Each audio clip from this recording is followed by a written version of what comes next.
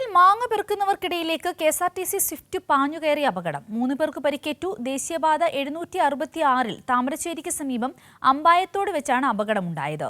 പരിക്കേറ്റവരെ താമരശ്ശേരി താലൂക്ക് ആശുപത്രിയിൽ പ്രാഥമിക ചികിത്സ നൽകിയ ശേഷം കോഴിക്കോട് മെഡിക്കൽ കോളേജ് ആശുപത്രിയിലേക്ക് മാറ്റുകയായിരുന്നു.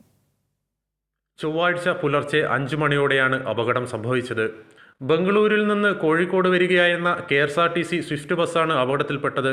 അമ്പായത്തോട് സ്വദേശി ഗഫൂർ, കോഴിക്കോട് പെരുമണ്ണ സ്വദേശി ബിബീഷ്, എടവണ്ണപ്പാറ സ്വദേശി സതീഷ് കുമാർ എന്നിവർക്കാണ് പരിക്കേറ്റത്. ഇവരിൽ സതീഷ് കുമാറിന്റെയും ബിബീഷിന്റെയും പരിക്ക് ഗുരുതരമല്ല. റോഡിലേക്ക് ഒടിഞ്ഞു വീണ മാവിന്റെ കൊമ്പിൽ നിന്നും മാങ്ങ ശേഖരിച്ചുകൊണ്ടിരിക്കെ ആളുകൾക്കിടയിലേക്ക് ബസ് പാഞ്ഞു കയറുകയായിരുന്നു. ബിബീഷ് സുഹൃത്തുക്കൾക്കൊപ്പം സ്കൂട്ടറിലും സതീഷ് കുമാർ സുഹൃത്തിനൊപ്പം കാറിലും സഞ്ചരിക്കുമ്പോൾ മാങ്ങ ശേഖരിക്കുവാൻ വാഹനങ്ങൾ നിർത്തിയതായിരുന്നു. അപകടം കണ്ട് ഓടിയെത്തിയ നാട്ടുകാരും യാത്രക്കാരും ചേർന്നാണ് രക്ഷാപ്രവർത്തനം നടത്തിയത്.